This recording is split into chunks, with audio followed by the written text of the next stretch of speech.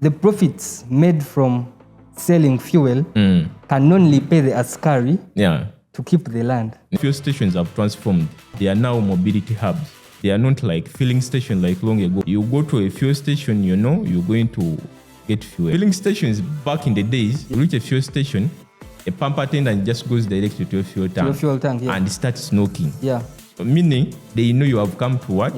To buy fuel. Countrymen and women, global territorial integrity, regional ethics, and national guidance.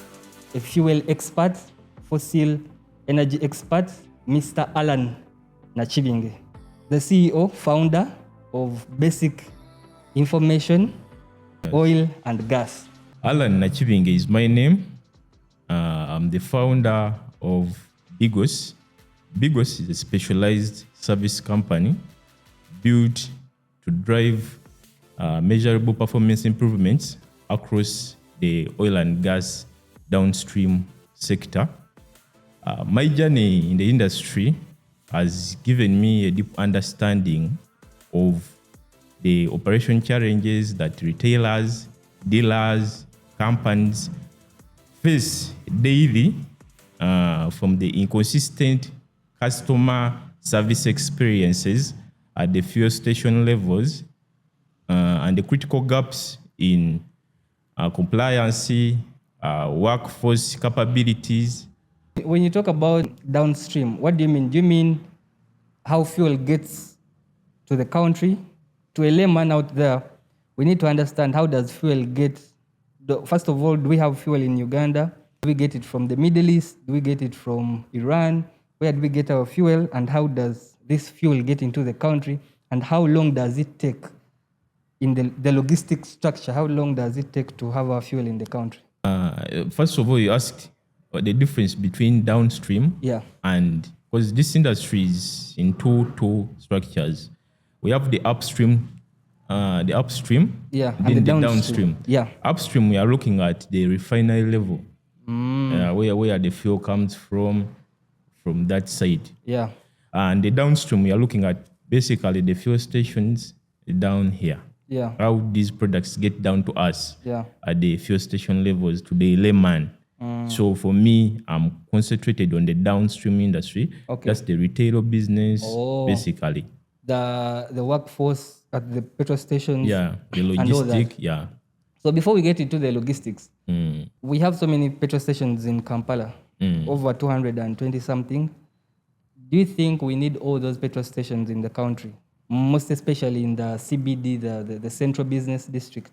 In case of an emergency, do you think we are able to have our people safe in Kampala, given that the petrol stations are numerous? The fuel stations right now, when you move, like even on major highways, even within a kilometer, you can find like fuel stations.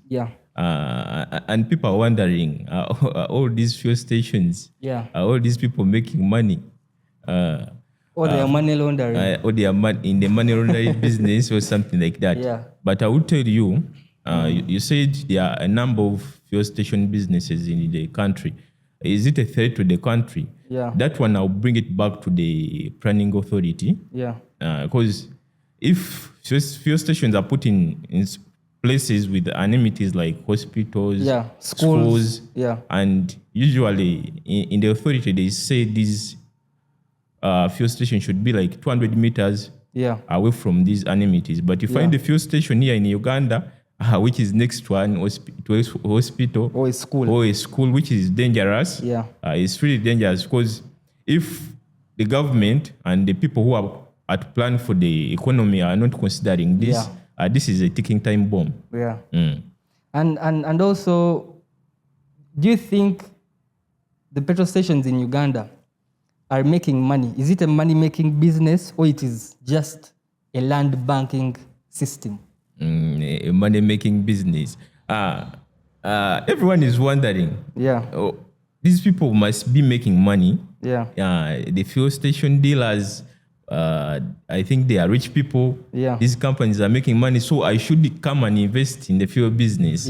Everyone is thinking that way. But I would tell you, you're seeing a number of fuel stations, but not all fuel stations are in the business or the retail business of selling fuel. Yeah. Fuel stations have been constructed in some places, and it's a land banking business.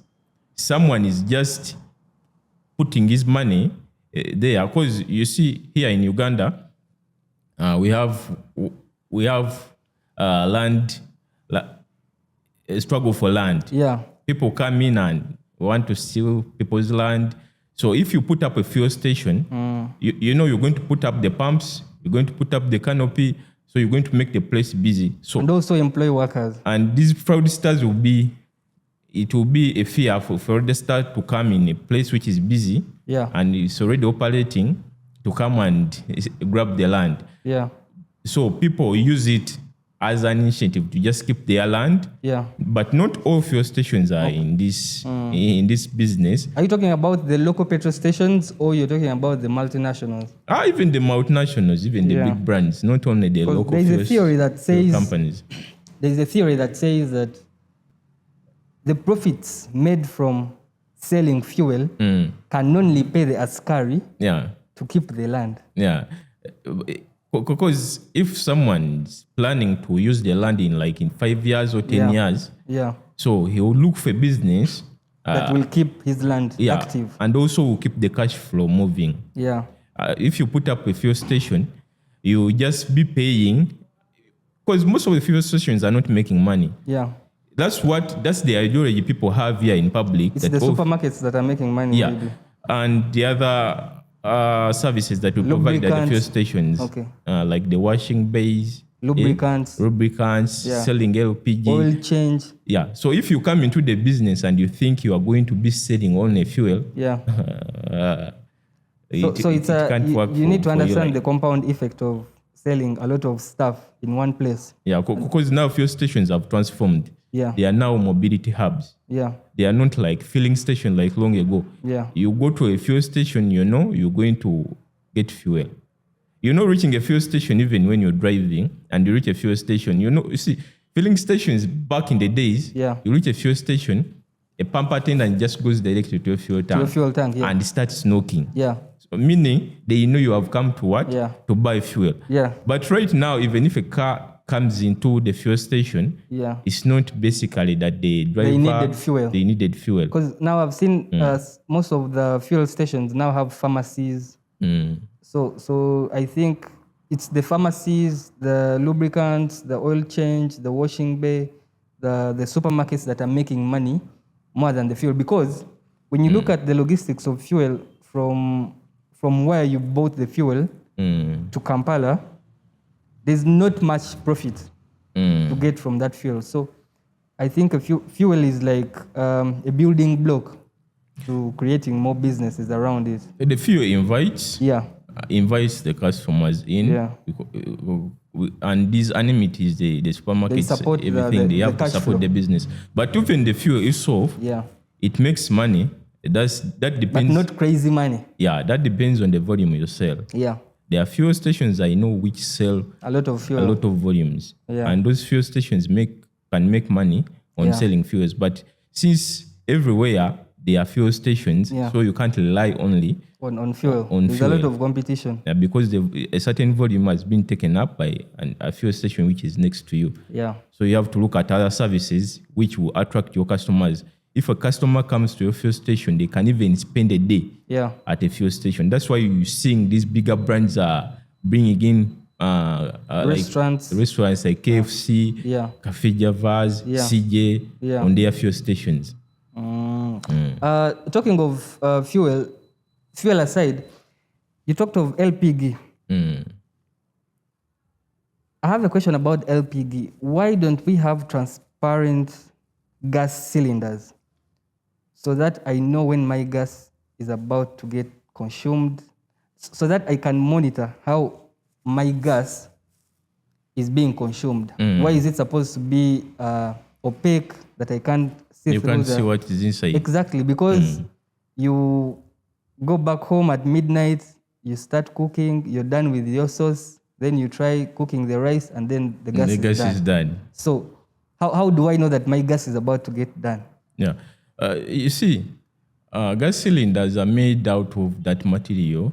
Like you can't see, they are not transparent. You can't see the liquid inside. Yeah. It's not because they don't want to see, they don't want you to see what is inside, but the material, those cylinders are made up of that material because the gas inside has to contain a certain pressure. Yeah. And if you use plastic material or glass material, usually if it falls down or is damaged, it can easily crack and it can't contain the pressure which is inside. Might implode. Yeah, so it might explode, but there are cylinders which are being made which are a bit transparent. Okay. Like you have seen the shell cylinders. Yeah. But they are a bit expensive, but not exactly like the materials you want to see. Like all of it is all transparent. Yeah. No, it can't happen because we have to consider safety first before anything. We have to consider safety. Yeah. And there are also measures you can undertake to know the volume which is inside. Right now we are working with a Chinese company as BIIGOS. Yeah. There is something that we are working on.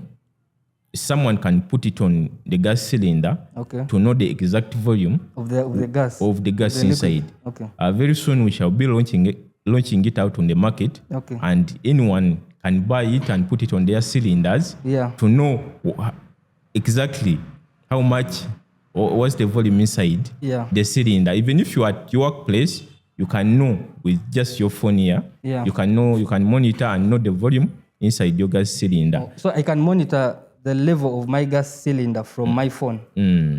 Okay. Yeah. And also there are other methods that you can use. If you can get warm water, you know the product inside the cylinder is cool. Okay. Even if you touch the cylinder, you will feel the cylinder is cool. It's cool. Yeah. So if you get warm water and you pour it on the cylinder, so after you can pass your hands on the cylinder, where you feel there's that part where it's cool and this side is not cool. Yeah. That's the level of your gas cylinders. And many people have been using this for a while. So you use the steam that remains from the hot water? Not even if it's on the steam, you pour the warm water on the cylinder. Then after you feel the surface of the cylinder, you get to know the level of the cylinder, of the gas inside. The other thing is about the future of fossil fuel energy. Amidst a world that wants to transform into green energy, do you think fossil energy or fossil fuels will survive the age of green energy? I've heard that question many times, and people were jubilating. Some of them were jubilating that they are going to migrate from using fuel because the fuel is expensive to electric. Yeah. So even when you pass by in town, you find those border riders saying, we have a cheaper option now. We're not going to come back to your fuel stations. Aba hybrid bagamba beta gemitwale ebiri okugenda embalala. But let me tell you something. Charging any type C. Amafuta tegagenda kuvaayo. Do you know why? Because your generator will not need electricity to put on electricity. There are many machinery that need the fuel. The trucks that move your products from one point A to point B, those ones need diesel. So you're not going to expect a world without. Can't we have electric trailers? We can have them. But what I'm trying to say, it will not take away the fossil fuel. The fossil fuel completely. The only way, I think you have seen fuel stations now evolving, changing. I've seen Total, EV ports and all that. So they have also those pumps which are now charging those electric cars. You see, now the dangerous thing, these people who are selling the electric bikes, they have their stations, but their stations don't have all services. You know, a person comes to pick a battery from their stations, but has to go to a fuel station to get pressure. Exactly. Eh? Yeah. So I think you can see now actually, the businesses. Even some of these battery exchange points are stationed at petrol stations. Exactly. So they cannot do this business on their own. No. They can't. It's a bit tricky. They should just merge. Yeah, so it's just a subsidiary. It's not a replacement. Exactly, and that's what I've been talking about. Fuel stations which are lagging behind, they are still in the old days. Yeah. They don't want to transform. But now you've seen they are brought electric cars, electric bike. Yeah. So you have to change with the change. Yeah. All change will take you out of business. Yeah. So you have to put in the charging ports inside the charging pumps to come and provide services with these people, because their stations don't provide all these services. Yeah. A car will need pressure. Yeah. Yeah. So, and their filler stations, you've seen them. They are in shops. Yeah. Where they are located, they don't have space. Even the thing is dark. There is no security lights. Yeah. Some batteries are inside there. And it's like shops. Even an illegal businesses where they operate. Yeah. So the fuel station should take over this business. Yeah. And put these charging. All these companies should come in and partner with these fuel brands. Yeah. And they work together. One of the major reasons to why this podcast is running is because we are trying to predict the future of Africa. And one of the individuals that has tried to make it make sense or realize this dream is Africa's richest man, Aliko Dangote. What is his plan for Africa's future when it comes to energy? And also, I've seen him meet His Excellency William Ruto and His Excellency the President of Republic of Uganda, Yoweri Kaguta Museveni. They've had meetings, and I think they are working on resolutions. Do you think Aliko Dangote's plan will help East Africa's energy? That's a great question. You see, in Africa, there's something that we have been lacking before. Yeah. We've been lacking people who can fully come in and invest in our planet. Yeah. Or in our continent. Who can come in fully and invest in our continent. Yeah. But Aliko Dangote is one of them. Yeah. And he has the money to do that. Yeah. But when he was starting his refinery back in Nigeria, it was a struggle. Yeah. Because the guy moved to a lot of funding. Europe countries for funding, and these people refused to give him funding. Yeah. Because they knew sustainability. He was going to cut off their business. Yeah. They always want to be selling us. They want Africa to be subservient to their aid. So they just pick raw materials from us and take to their countries and they produce and bring it back to us at expensive prices. Yeah. But Dangote was now, this is the time we have to invest in Africa and move forward. Yeah. So, but there are African banks which came in and supported him with money. And good enough, through this crisis, Nigeria is not struggling like us. Yeah. They have a lot of fuel and they are also selling. They have a big population to consume the fuel also. Exactly. Yeah. So they can sustain their local market and also export. Yeah. Many Asian countries have also been importing fuel from Nigeria. Oh, okay. So Dangote. So Africa has the capacity to sell fuel even to Europe, Asia. Of course, we have a full capacity to sell to them. Because right now, for us here in Uganda, we have fuel already. Yeah. But what we are going to be doing at the moment, the president has plans for Uganda that is going to construct a refinery, which is going to be producing around 14,000 barrels per day. So that one will be in Uganda. That's not the ECOP, the pipeline. Yeah, but that one will be for the local market. Okay. But right now, we are going to start picking up the crude oil, but it's going to be exported. Refined in Tanzania, right? That's why you're seeing the pipeline going to Tanga, Tanzania. The East African crude oil pipeline. Yeah. And many people are happy fuel prices are going to come down. We're going to turn the kusima mafuta. But remember, actually, fuel might be more expensive if we have our own. No. It shouldn't be more expensive.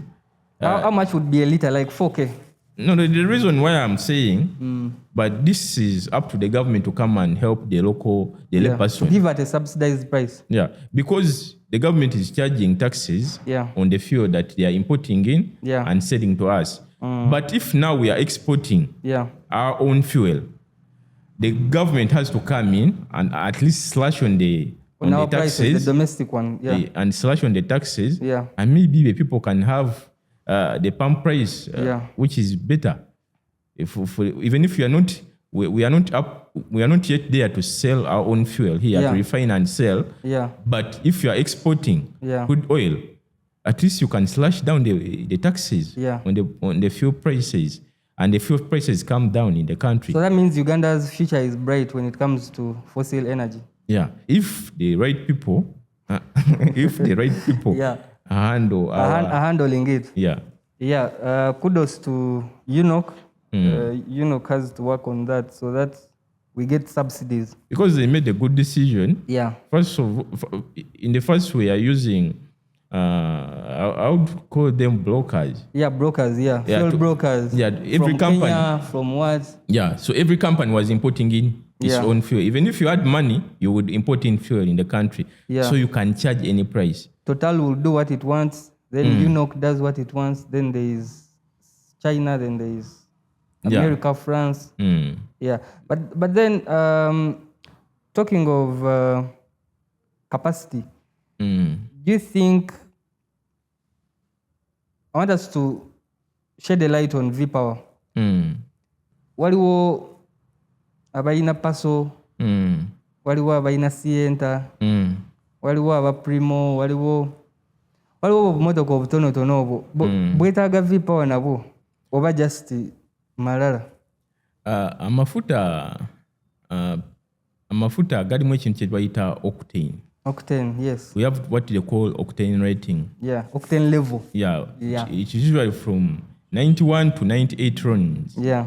And octane helps prevent the knock, the engine knock. Yeah. But amafuta, there's what they call additives. Yeah. You said V-Power. Yeah. But I'll call it premium fuels. Yeah. There are companies here which sell premium fuels. Ekigambo premium fuels, Uganda tebakitegera. Bamanyi V-Power. Bamanyi V-Power. Actually, the word V-Power is a word that they use to mean premium. Yeah. But here it's premium fuel. Bakikozesa okugamba nti. It's common, namwe mutunda V-Power. Siwe kiri. V-Power product ya company gye bayita Shell. Yeah. It's a premium product. So Total in Exilium. Yes, Total has Exilium, and Rubis has Ultratech. Ultratech, yeah. So they are all selling premium fuels. Yeah. The difference. The difference between premium and regular is that the premium, there are additives that they dose into their fuel. Yeah.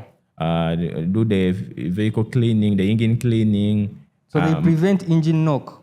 Yeah, octane is in all fuel. Yeah. The octane rating. Yeah. Mafuta gonna. Ikati oba tojagamba nti oba Paso tavuze premium fuel nti engine egenda kunookinga nedda. Yeah.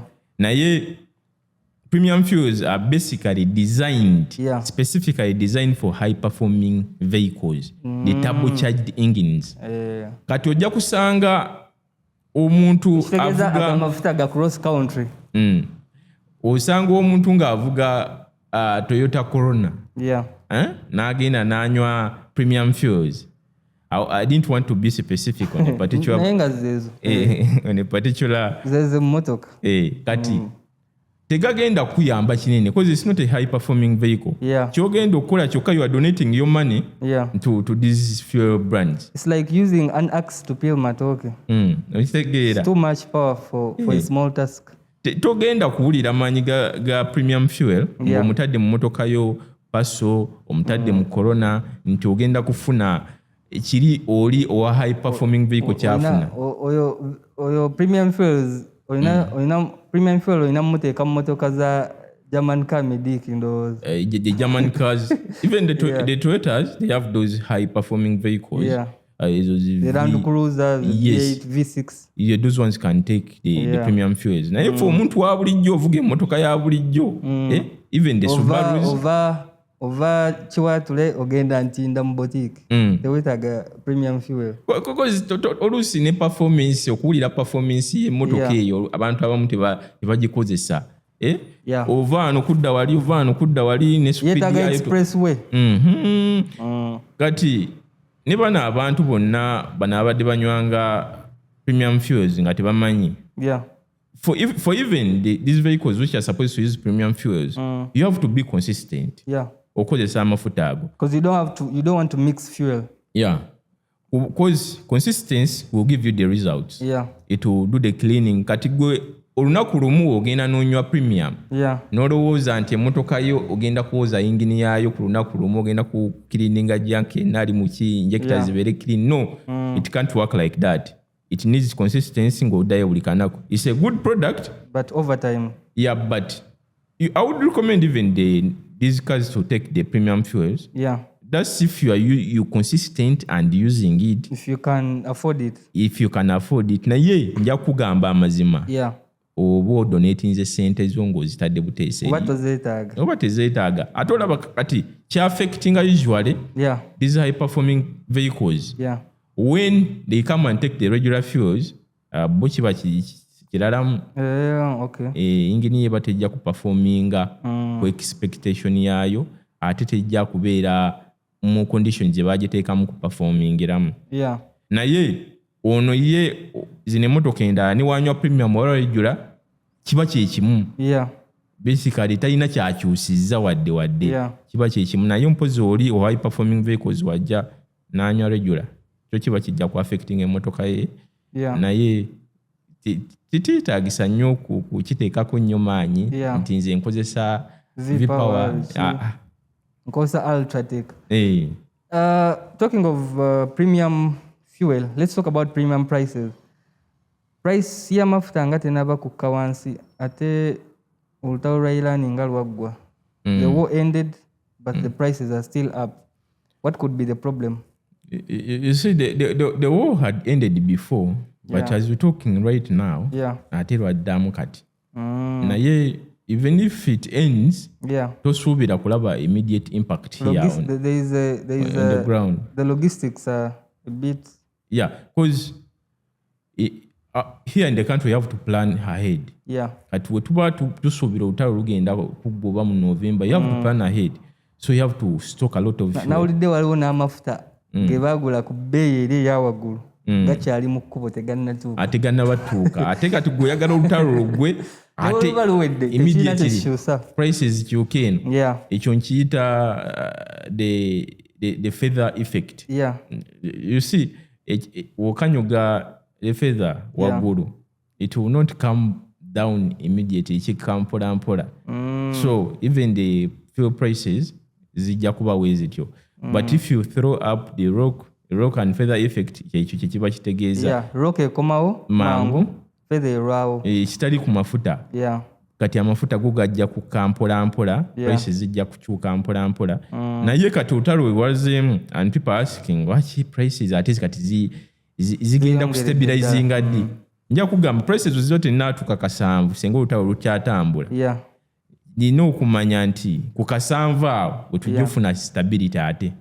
So kitegeeza tuyinza okusigala ku kasanvu buli lita mu maaso awo. Because right now even you're seeing the prices. They are increasing. Some petrol stations at 7k, 8k mu byalo. Wano mu Kampala ndowooza kakaga lunana diesel, kakaga lukaga petrol. Then diesel yazemu nayambuka. Like I've never seen that. I've never seen diesel that is more expensive than petrol. The diesel price exceeding the petrol price. Ate ekyo kiri dangerous nnyo because you know all the businesses are surviving on diesel. Because the trucks, the factories, industries, the generators, the industries, they use diesel. Kati diesel nerole zitambuza ebyamaguzi emmere. You would even expect other products to also increase the price. Kati ekyo kiba dangerous nnyo and usually it comes into nga waliwo scarcity. obanga product gye tuyina si nyingi. So you would want to increase the prices abantu bagule mpola baleme kumazaawo nnyo such that okyayina. But usually ekintu ekiyinza osparkinga oluusi prices ate ye ffe nyini abantu oluusi tosparkinga ne prices nizambuka. Propaganda, speculation. People speculate kati amafuta agenda tuuka kanaana kati right now agalaba is at 66. So we shall come in at a fuel station. Kuba neno speculation gye tubadde tukola ya 7k. Petrol station bwe ziwulira nti waliwo speculation kati tuteekeko 7k. Not such. Naye kati eno mu bantu. So if you create demand, kati olaba omuntu bagenda kuyiwa ku fuel station because they are expecting the prices to increase.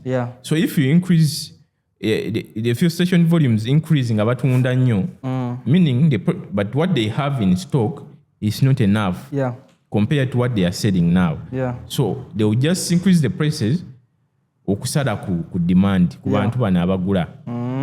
Kati bongeza basobole baleme kugwesaawo mangu basale demand because demand supply curve. Demand and scarcity omanyi kyekireeta. So for someone to own a petrol station, what are the steps? If I want to own, for example, if I want to own a franchise of Shell and I become a dealer, what do I need? More so, what's the difference between a dealership and a franchise? And what are the steps for one? For like a regular Ugandan, ayinamu sente ze, yakubye akapapula ke kakubye, ayagala kutandika petrol station. Mitendera ki gy'alina okuyitamu? And that's one of the products that we sell in BIIGOS. We help link, we close the gap between the gap between the downstream businesses where they are and where they need to be. So we link these people to these companies and help them come into the business. So it's not complicated that you even yourself you can come into this industry and invest in it. It depends on the location of the station, where it's located, and your budget what you have. Because the company will come in and they say we need 500 million to run such a station. And if your budget is 100 million, of course you can't run the station because you will run out of product, you'll be stocking out. What's the least amount of money that someone needs to, the starting price, the asking price of owning a petrol station? A rough estimate of, do I need like 500 or like 800 or $1 billion for the start? It depends first on the location. Fuel brand. The fuel brand. Because we have the local fuel brands here. That you can also get a fuel station somewhere at 80 million. 80 million. Because the 80 million, we are looking at what the station is selling. You find a station which is selling 50,000 liters. So it doesn't need a lot of money to manage such a station. So the lubricants, the product, the white products, and the LPG, it will not need a lot of money. Because the station itself is not selling huge volumes. So even 8 million a person can come into this business. But it depends on the fuel brand that you're going to approach. You don't need, you can't go into these international brands like Rotary, Shell, Robies. No, that's a bit expensive. It will be somewhat expensive. Because of the brand name and their... and what comes with the brand also. Because this brand... They have requirements. If they give you their franchise and you're a station dealer, it doesn't mean they are going to stop from helping you manage the business. Actually, what the dealer does is only selling fuel. It's only selling fuel and share the rest margins. Is on brand. Because the brand has to come in and do the repairs, the pump repairs, the maintenance works. And the innovations. They do it themselves.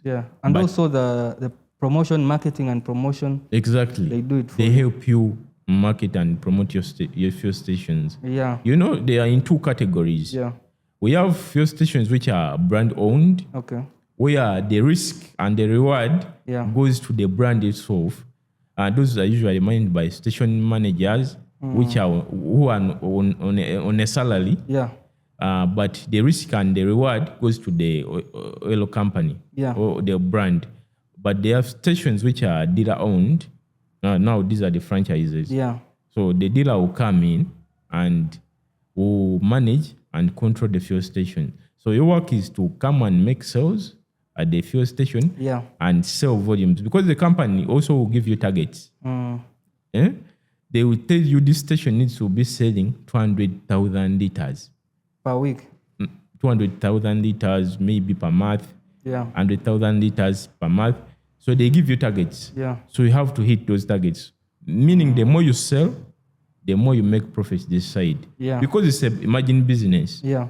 So the margin is not usually too big. It's usually from 100 shillings to 300 shillings per liter. So just imagine a person is selling 50,000 liters a month and is getting a margin of 100 shillings. So 50,000 liters times 100 shillings, that's like 5 million a month. So if you pay the workers, you pay the attendants, you pay everyone, you pay the bills, you will not have profits at the end of the day. So it depends on the volume that you're selling. The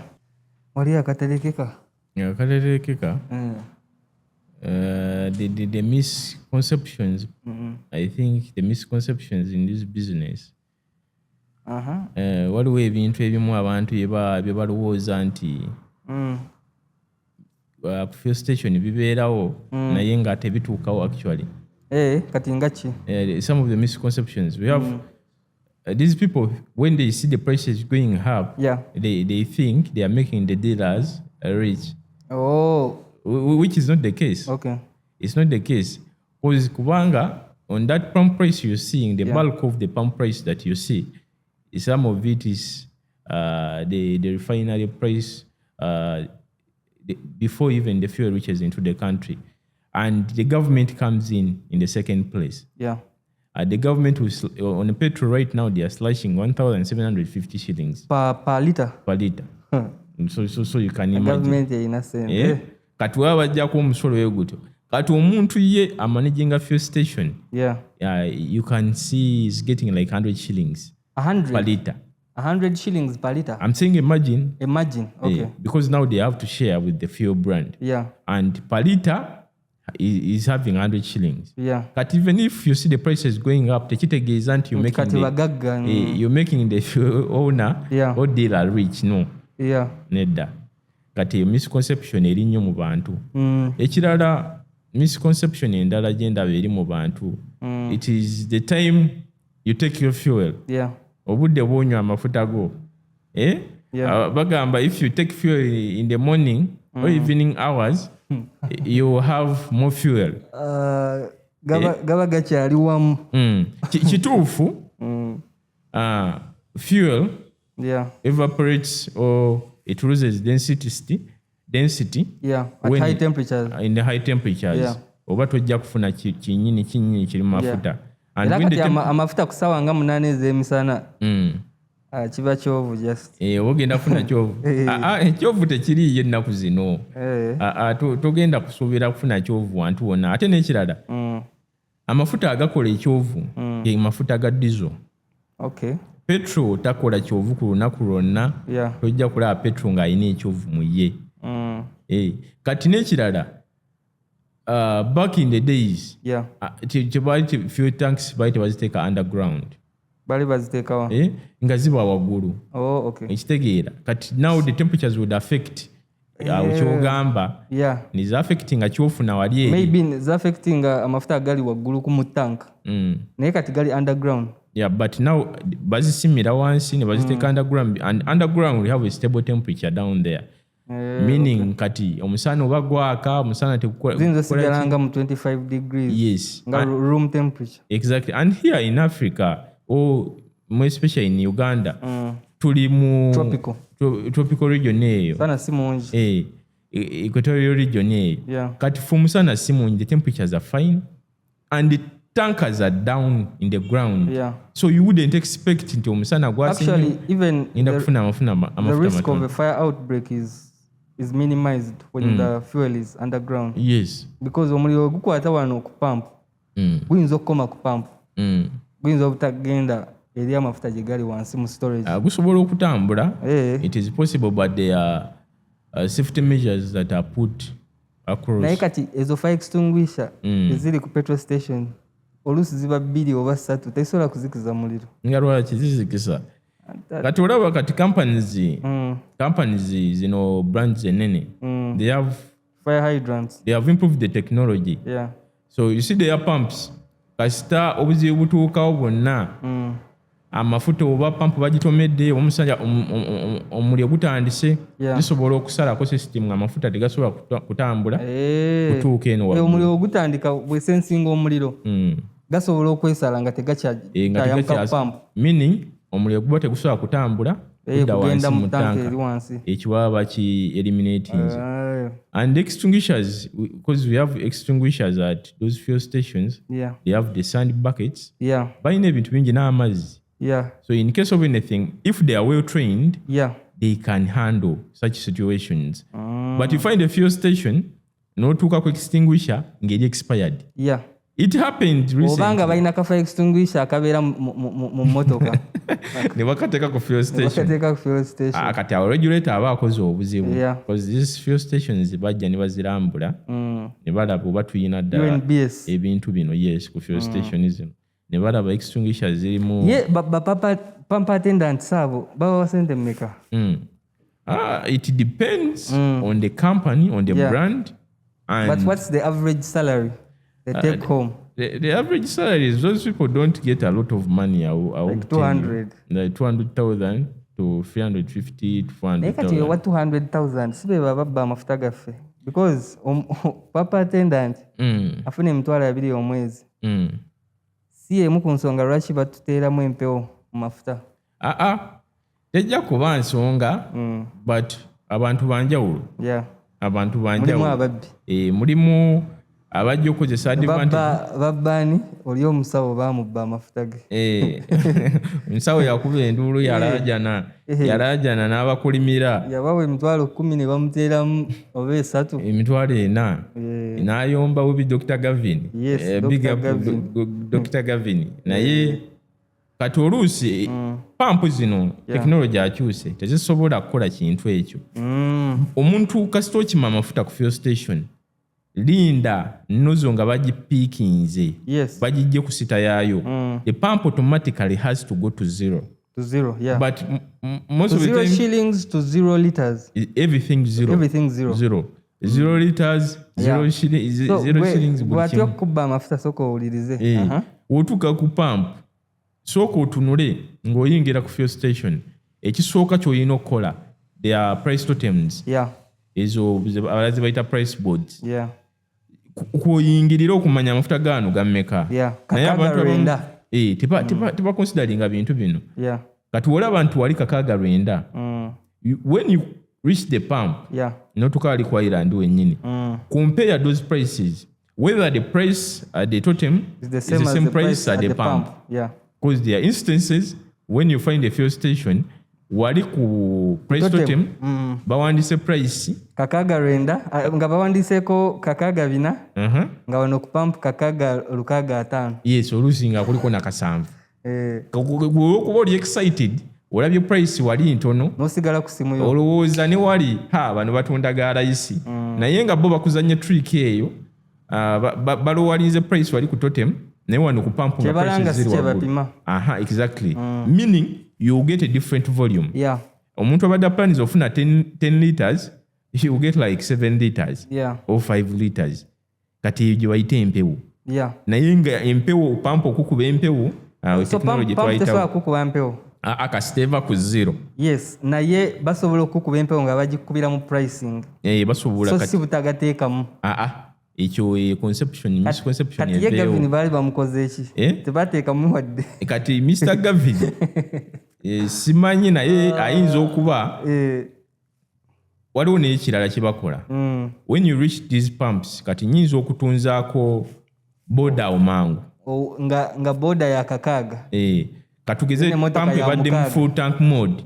Sinyize settinze sente ku kakaga ka boda nenzija bujja ne muteramu akakaaga nga wali awo mangu kubanga naye era wekirwawo nga toteeka mu ndala ejja tuuka ezikireddeyo ku zero pump naye kati osobola okujja wali mu boda oneyagala emitwalo 6 boda n'ogiwa emitwalo 2 no switching switching oli n'omuteeramu ena n'omuteeramu kati yajja kulaba figa wali emitwalo 6 nga giggwayo wali naye nga muzigabanya abantu 2 owa boda afunyeko 2 kati naawe emotoka ofunyeko emitwalo 4 ekitegeeza empewo bazikuba naye omuntu nga anakukuba empewo alina okuba nga mugezi nnyo ng'abala alina okuba cause these customer attendants are also bright. They read your habits. Remember, most of us use the same fuel stations. Kati nja kumanya wenywa mafuta gange. Kati bajja kumanya mama nyirita ya Rubis enzije kasubi paka namasuba. Olusinga yes station ekulina okumpi toyagala kutawaana kunoonya mafuta. Kati n'omanya ye fuel station yange. Kati n'attendant naye asobola okumanya habits zo. Watuuka ku mafuta akola atya. Omuntu atuula mu motoka ye n'abeera ku simu ye. N'abeera ku simu. Oba n'avamu n'agenda mu supermarket motoka n'agireka wa. N'agenda mu toilet. Kati waba ngambye ntekemu full tank nsobola oyiwako lita 10 wano mu kadomola. Wakomawo n'alaba gali yagagenze mu lita 10 nga zigenze. Akataala bwe kagaana ng'agamba kajja gendako lita. No. Nekyo njagala kukijjawo ekyakataala. Waliwo obuzibu. Banteeramu ka mafuta. Saidi z'emutunga awo. Petrol station sigenda jogera. N'envuga. N'engenda paka zana. Akataala nga tekanaba kwakayadde. Ku mitwalo 6. N'enninde enkya era ne kagaana. Bwe naddayo. Nembagamba amafuta biki nendaba nga bagenda kunkoya nembaleka naye petrol station najesonyiwa. So akataala kakaddi. Akataala ako. Naffe ba drive oluusi tublaminga fuel companies zino ba tenants bano mu batukubye empewo. Oluusi buba buzibu bwa motoka zaffe. Nga geji enfu. Egeji sokubanga nfu n'ekirala motoka zino ziyina ekintu kati ennaku zino amasannyalaze. Otuuse ku fuel station wali bakulaga switch off your car engine. Tozikiza motoka. Anti go kyagala bluetooth yo. Kuli kakayimba. Kyagala kuwuliza kazikiko. Kituufu. But if you reach a fuel station, it is a safety precaution. Wali batimba ne bagamba please turn off your car engine. Ekyo ino kijjako. Because of the safety measures tugobera ku fuel station ya. Kati nakyo kikuyamba. Nti si emotoka yo wogire starting again. Esoma buli kimu amasannyalaze amafuta gasobola okutambula. Kati ojja kuteekamu emoka togizikiza ogamba abaana wacha kataala tekazikidde. Kati usually fuel station ziba zikoze amazima zijja kusaba ebintu bibiri. Basobola okugamba vuga emmotoka yo oba gizikize oddemu giri starting. Oluusi kayinza okugaana okutambula akalimi oba akatala okuzikira naye nga amafuta mwegali. Oba bakugamba ne bajjako ekikondo ku battery. Meaning batandika amasannyalaze. Yes, but setting system yonna buto. Kati usually okiraba ku motoka ezimu naddala Makex, Harriers zifuna ekizibu ng'ekyo. Oteekamu amafuta akataala ne katazikira naye bagenda okugjako ekikondo wali ne bakizaako ku battery ate n'olaba nga akataala kazikidde oluusi akalimi katambula. Naye oli bw'avuga emmotoka ye amafuta ne gaggwamu. Lese ne musigalamu ng'enkumi 3. Najja ku petrol station. Nateekamu gumu kitundu. Oyo akataala takasubira okuvaako. Waliwo naba bateekamu. Kuba yo taxi gamala kuggwamu. Ne balyoka bagisindika ku petrol station. I've seen this kuba Uber drivers abo naddala. Naba Uber banywa ebiri. Bapulaninga journeys de calculate their journeys. Kati akimanyi mu motoka temuli mafuta wadde. Oluusi agirwanisiza n'okutuuka awo. Watuuka ku fuel station n'akugamba teekamu omutwalo. Yes. Bagateekamu n'5000 bagateekamu. Kati nga ya expecting okulaba akataala nga kazikidde. Oba geeji okusituka n'egenda waggulu. Tekisoboka. Naye omutwalo tegusobola kusitula geeji. Tekisoboka really. Kati gwoba okomplainingira bwereere. Ate oluusi n'ekitwala amafuta g'emmotoka zaffe n'okomplaininga is the driving habits. abantu balina pride driving habits olinya break omulundi gumu olinya omuliro nnyo raving nnyo emotoka ogitikamu ebintu eringanga oba ogambe automatic ogivuganga manual okitegeera oyogedde ku kintu kya habits. Does AC consume fuel? Kuba waliwo abagamba banange toteekako AC amafuta gange gagenda. Emotoka eyange nkozesa ebirawuli mbiteeka wansi. Nedda usually emotoka webeera etambula tekiyinza kuba kizibu nnyo mu AC egenda kunywa amafuta go naye weba enywedde amafuta it's not a big percentage kuba ennywa. So okuva wano paka Mbalala AC eyinza okunywa lita emu? Kisoboka lita emu eyinza okuba na nnene anti lita emu ku taxi aba abalamu awo lita emu esobola omuzza paka ebihalwe kubanga tolaba emmotoka eri mu mechanical conditions ennungi. Bino ebizibu togenda biraba togenda kusuubira kati olengera oli yafuna emmotoka naye aba station be bamujjukiza mbu genda otekemu omuka gugukendedde. You see when the vehicle is using a lot of energy okutambula even the fuel consumption increases. The fuel consumption ebijja kweyongera meaning ate omuka bwe gukendera mu mipiira emmotoka efuna drug ebikozesa maanyi mangi okutaaninga kati ejja kunywa amafuta mangi naye gwogenda ogamba abaana ba station eyo bankuba empewo naye ng'emmotoka yokola olunaku yali teyina muka mupiira ebikozesa amaanyi mangi. You driving on the highway or you keeping your windows down ziri wansi empewo eyingira motoka nefuna weight. You see the car is made to be moving kudda maaso ng'esala mpewo naye empewo egisindika kudda mabega meaning mu kugisindika emabega ekozesa amaanyi mangi okudda emaaso. Kati awo atasoma physics ajja kufuna obuzibu tajja bitegeera naye kyangu kutegeera n'ekigambo aerodynamics sagala kikozesa kubanga oyinza otabula abantu eya drug aerodynamics. Kati abantu ebintu bingi ebitutwalira amafuta naye obuzibu ne tubuza ku bantu n'obutakola service. N'ekyokujjako emmotoka by the way kitaasa ebintu bingi no turning off the car engine wotuuka ku fuel station just in case the fuel service attendant puts in a wrong product mu mmotoka yo maybe owa sienta ne bamuteeramu diesel. Kati usually n'emmotoka za diesel ate zezibeeramu affected nga bazitaddemu petrol. Nga bazitaddemu petrol. Naye oluusi emmotoka ya petrol basobola ogiteekamu diesel netafuna buzibu bunene. Naye kati singa baba batabudde emmotoka nga engine eri off jjukira amafuta tegatambudde kugenda mu system basobola okugajjamu mu engine so bakusindika busindisi wali mu service bay ne bagajjamu ne bakuteeramu amafuta amalala kubanga bategatambudde mu system.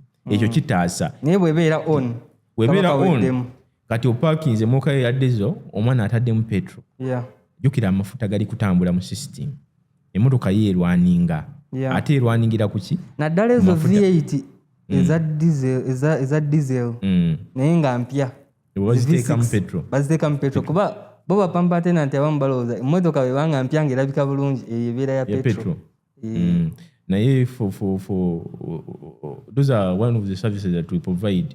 We train this. So BIIGOS training abakozi ba petrol station newa abantu consultancy ayagala otandika petrol station nekola monitoring and evaluation ku business eli already in motion ne branding omuntu aba yagala omuzimbira petrol station ye omukolere consultations mu government omufunire paperwork ebyo byonna mubikola. Yes, we provide all those services. What we do it may look simple but it's highly impactful. Museveni abayita middleman. It's highly impactful to yamba these businesses not to be where they are supposed to be. We help them bridge that gap. We help you because controlling a fuel station si kintu kyangu. You're not going to just invest your 400 million and I think because you are selling out there automatically ogenda kufuna profits eri bingi bibeera awo and osigaza otya ba customer abo ku fuel station yo. There is an art behind retail fuel. Of course. Kati buli kimwe ekyo tufe tuvaayo. Even the washrooms, if you don't have clean washrooms amafuta gonyinza okugavaako. Webale kuwogera ku kati waliwo petrol stations zesigendako kunywa amafuta because washrooms zirimu obulango bwa manpower obwa prostate cancer. Kati already ziri date ate mulimu obulango tebutegerekeka so wesanga nti sigenda kunywa mafuta ku a certain petrol station because the washrooms are dirty. Ekyo lwaki ekyo temukikolako nakyo? By the way, ekyo kintu kyoyogeddeko kintu kikulu nnyo. Zino fuel brands tezisobola kukkiriza muntu yenna kujja kulangira ku bizinesi zaazo. Kulanga ddagala lya prostate cancer. Ya prostate cancer, maanyi ga kisajja, simanyi woba nafuyemu kubire ku kusimu wano. Obanga oli mwami liyongoyongo. Okitegeera. Kati fuel station tezikkiriza abantu abo okukola bintu ebyo. Naye abantu bano bajja ku fuel station zaffe n'osanga bataddeyo busitiiko. Ajja ne kasitiika ke mu nsawo n'apakinga V8 nemulowooza agenda mu washroom. Kumba agenze kutimba billboard. Agenze kulanga bizinesi. Naye kati fuel stations ezirina obbalwanisa kozi balikako ennamba zaabwe. Ate tebasobola teeka mu kamera. Kubanga it's a washroom. Tosobola kuteeka mu kifo ekyo cameras. So police erina okunoonyereza ku ensonga. The only way they can get these people to call them. You can call that number and try to buy. Stick eyo beera ngagula ojja omugambe gundi waki business yangu gifudde fudde billboard oba ku sente eziranga business ye akuwa omusolo ate olusi ne bakasoma baffe babagobye. Why? Because customer ayinza okubeera awo nga teyaperforminze bulungi ekiro ekyawedde ne mukyala we. Kati when reaches your washroom n'agamba this is a big brand Shell.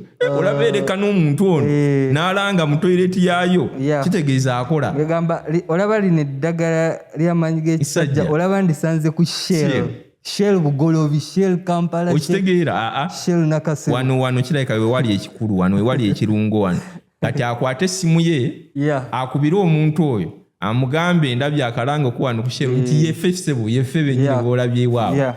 Naye ate abamu batulaza mental illness. Agenda kuwe ngenda nenyingira mu washroom ya petrol station bwe nsangamu akalango ka prostate cancer k'eddagala lya prostate cancer oyinza osanga nga kwolwo mbadde musanyufu naye kati mundeetera okulowooza ku prostate cancer kati olunaku lwonna nendumala nga ndi mbunkenke. Okitegeera saawo wokka genda okugula n'eddagala lyabwe ate liba expensive kubanga abantu abajja kugamba abalikozesa nti prices zaayo ziba waggulu.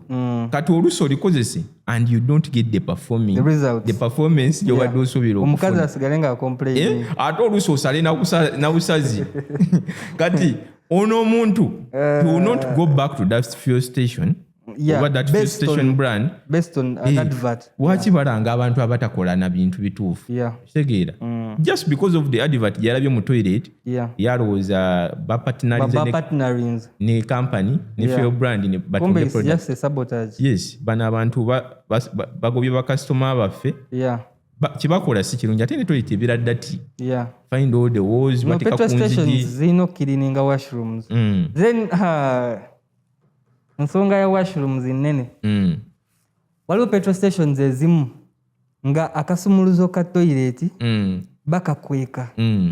Notuuka ku petrol station nogamba oyagala kugenda mu washroom asikali nakugamba I don't have the key sir, I don't have the key. Nobuuza fuel attendant nagamba akasumuluzo manager yakayina manager nagamba supervisor yakayina. Kati nimbeera nga munoonya kasumuluzo ka nobeera omusaiku omuntu wabeera nga gusobola n'omuyitamu wabeera nga mukadde. Abantu balina sukaali balina okukozesa washrooms biki naye lwaki petrol station zikweka akasumuluzo ka washroom? Si fuel brand zizonna nti zikweka akasumuluzo ka washroom naye kyoyogedde kituufu waliwo fuel station ezikola ekintu ekyo ate z'amaanyi brand z'amaanyi kiba kitegeeza bo balina ekifaananyi kino. Okay, kati katutunule ku side zonna. This is the picture they have. Nti customer waffe azze n'atuwagira we tulina okuwa akasumuluzo. That is the picture they have. Ate nekyabagamba naba boda bajja ne badugaza toilet zaffe naye tebatugulako na mafuta bagende ne bagula ku brands eza layisi ate ne bajja ne bayunoona toilet zaffe. Olusa aba boda be bata flashinga toilet zaffe. Okitegedde ne babba n'ebintu mu toilet zaffe. Bakozesa amazigo bakozesa toilet paper ne bazitwala. Sizibu okusanga toilet paper? Yes. Mu washroom ya fuel station. Kati bakikola so on that side companies ezo zitunula that side but the great perspective would be leave these toilets open. Why? kubanga nze we najja ku fuel station because most of us tutandika okunywa ku fuel station but tuyisa batya because environment gy'osanze ku fuel station. Customer service. Yes. But we're coming. Wotuka owuliranga ali ewaka. At all we have tourists who are using your petrol station. Yes. Bagenda kuleka review embi ku petrol station. Yes. Do we have access to toilet? Kwanza we nagenda ku toilet nenziruka nengamba kangendi wali ku fuel station wemba neyambira. If I find their washrooms are open and clean. Njagamba actually the next time I will buy fuel from that petrol station because I remember they had clean washrooms and they are ever open. We can always access them. Kati yabo afuse customer. Naye kati bano bo bakugamba and those brands are usually not targeting not everyone. Kati bo balina target market yaabwe. Balowooza ye jagula amafuta ate gye balina okuwa akasumuluzo. Actually oli akutunuulira bwati. Manager akutunulira nagamba ono tumuwa akasumuluzo ka washroom oba tetumuwa engeri gyayambaddemu ayinza okubanga ye agenda kubanga wakulaba nga onyumye bulungi musajja ozenganza agamba kati bw'ogiramu eyo suuti akasumuluzo bakakuwa oyo akasumuluzo akamuwa oli bw'agira mu t-shirt kya owa boda wajja n'ebijaketi bye bw'ogira mu kivest kya marathon tebakuwa akasumuluzo nga bagamba makanika yakayina otukiwa makanika ng'akugamba kali kupampa agenda askari yakagamba manager nagamba supervisor ogenda okomekerera supervisor nagamba kali kasumuluzo kali ku headquarter so ogenda okomekerera nga bagamba customer yagenze nako bwekiri so ensonga z'amafuta teziggwayo ensonga nyingi but we shall have another episode. Global territorial integrity, national guidance and regional ethics, the country custodian, Kema Media. Parting shots. Akatalekeka abantu BIIGOS bamusangawa teweerabira ku subscribinga ku page eno eya Kema ne BIIGOS Fuelcast kweri ku YouTube, TikTok, LinkedIn and Instagram. Osobola tufollowingako on all our platforms. Tuba ne deep conversations because even the longer videos usually zibera ku YouTube. Kema Media, you can go and subscribe to their page. Waliwo abata subscribing atoba mugumu because people abantu muwa mwagala okwesigaza information omwesigalize weka abantu toba mugumu gendo subscribing ate nawe atalina mmotoka ngoloze y'amafuta tebikwatako kati eno show eno video gisharingiro yayine mmotoka kuba bwana yagala okutwalako agenda kusaba sente nyingi exactly so leka amagezi gana agafune amagezi gatambule the BIIGOS Fuelcast ye page yafe ku YouTube. You can go subscribe for deeper conversations like comment, this. Share. Yes, share to your friend. Mama omusindikire ku video eno tata utuba nejjajjaawo towa mugumu mugamba subscribing ku page zino tusobole okufuna information. Waliwo abantu abalina bajjajja baabwe abavuga mutunda tumukuwa buwi n'omufuna information waweere nawo yagala. So that's it from us. Till next time. Global territorial integrity, regional ethics and national guidance, the country custodian.